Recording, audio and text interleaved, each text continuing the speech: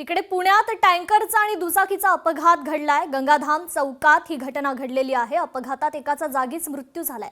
पोलिसांनी टँकर चालकाला ताब्यात घेतलेला आहे।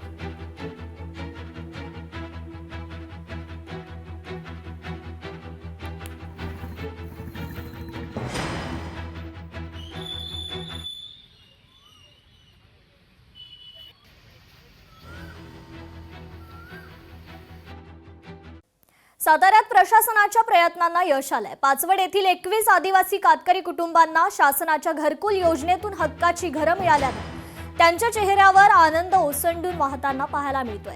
अनेक वर्ष झोपड्यांमध्ये उघड्यावर जीवन जगणाऱ्या कुटुंबांना अखेर कायमस्वरूपी निवाऱ्याची सोय उपलब्ध झालीय। या हृदयस्पर्शी आणि आशादायी घडामोडींचा सविस्तर आढावा घेतलाय लोकशाहीचे प्रतिनिधी इम्तियाज मुजावर यांनी।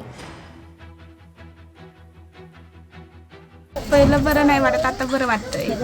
कुठं राहायचं कुठं नदीला राहत होतं, आता घरच मिळलंय ना स्वतःचं, मग आता चांगलं वाटतंय। आता आम्ही पहिलं रानात धुनातनं राहायचं, परत नदीला राहायचं, इथं झोपडी बनवायची, तिथं झोपडी बनवायची। आता आम्हाला हक्काचं घर भेटलंय, मग ते आम्हाला आनंद वाटलाय।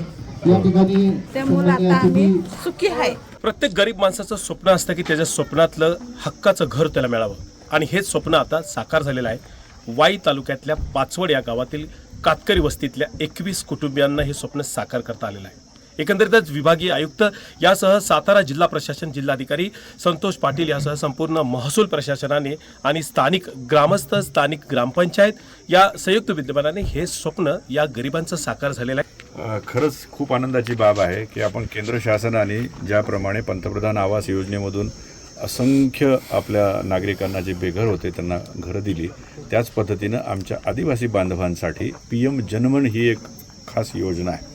आणि PM जनमन योजनेमधून आपण ही घरं आपल्या कातकरी आदिवासी बंधू भगिनींना देतो आहेत।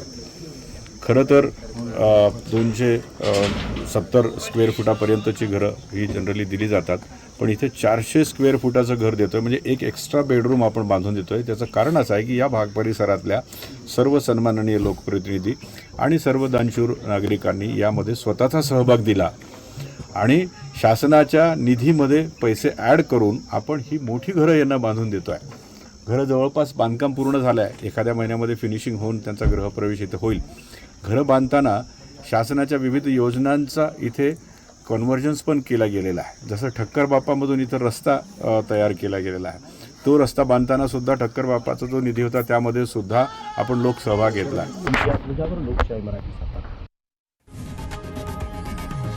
लोकशाही मराठी ऐका, पहा, जागरूक रहा।